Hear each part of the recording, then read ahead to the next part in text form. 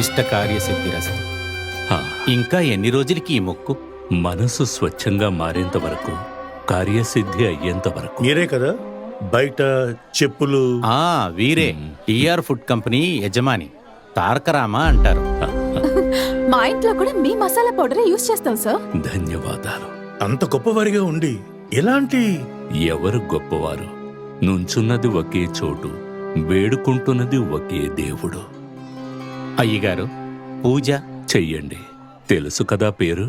తారక్. యజమానస్య విష్ణుగోత్రోస్య జన్మ నక్షత్రే జన్మరాశ్యోచ్చ తారక నామదేశ్.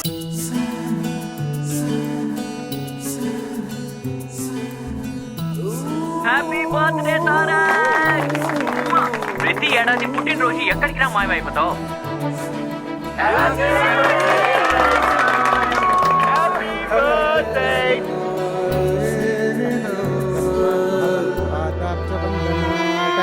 अद्य मे वंशजाः सर्वे याता वोऽनुग्रह दिवं पत्रशाकादिदानेन क्लेशिता यूयमेतुषः यन्मया विहितं श्राद्धं परिपूर्णं तदस्तु ते अनेन अस्मतु पितृ मातृ यज्ञेन भगवान् सर्वात्मकः तत्सर्वं श्री कृष्णार्पणमस्तु।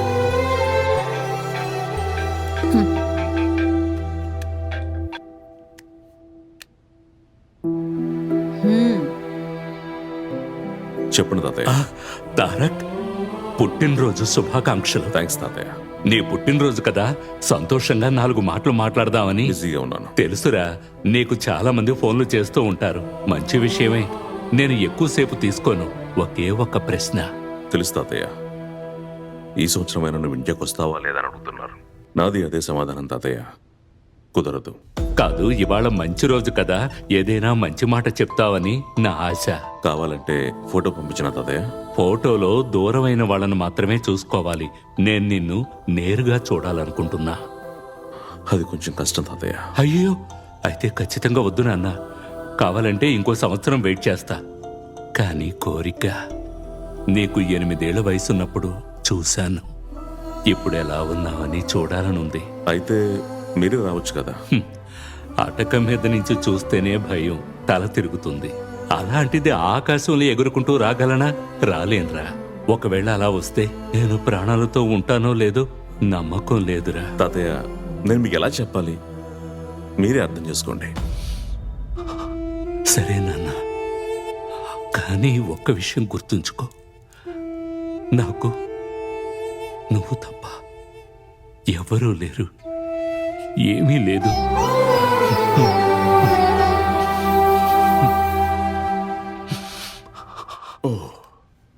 ఈ తాతయ్య ఉన్నాడే, చెప్పు. అందరూ పెరిగారు, మారారు, కానీ తాతయ్య మాత్రం అలాగే ఉన్నాడని చెప్తున్నాను. అవును నాన్న, ఏం మారినా బంధాలు సంబంధాలు మారవురా. ఏంటి సరసమ్మ, నేనేదో తప్పు చేసినట్టుగా మాట్లాడుతున్నారేంటి? మీ తాతయ్య నాలాంటి ఎంతో మందికి దేవుడుగా ఉన్నాడు. ఆ దేవుణ్ణి చూడ్డానికి ఎన్ని వేల మంది వచ్చినా తనకి నచ్చిన భక్తుడు ఎవరు అని దేవుడు వెతుకుతాడట. మీ తాతయ్య దృష్టిలో నువ్వు కూడా అంతే.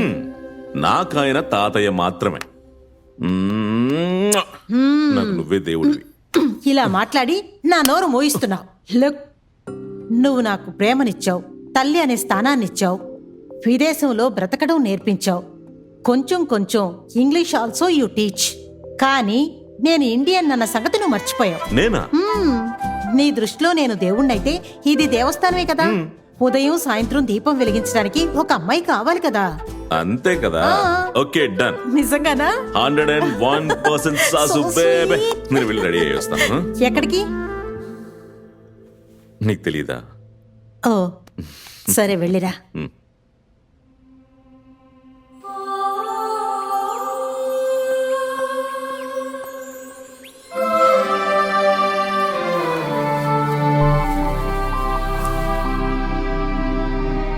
ఎవరమ్మా మీరు?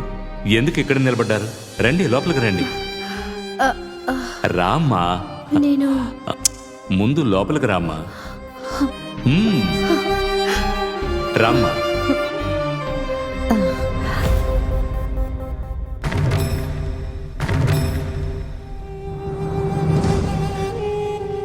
చదువుకోవడానికి వెళతానన్నావు, ఒప్పుకున్నాను. అక్కడే పనిచేస్తానని చెప్పావు, అందుకు ఒప్పుకున్నాను. నా చెల్లి కూతుర్ని నీకిచ్చి పెళ్లి చేస్తానని మాటిచ్చాను. ఆ విషయం నీకు కూడా తెలుసు.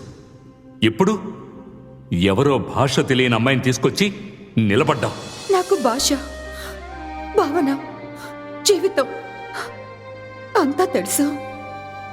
ఒకే ఒక అవకాశం ఇవ్వండి. కుదరదు. వీడు నా రక్తం, నా వంశం. వీణ్ణి ఇక్కడే వదిలేసి వెళ్ళండి. వాడు ఉంటానంటే ఇక్కడే ఉంచుకోండి.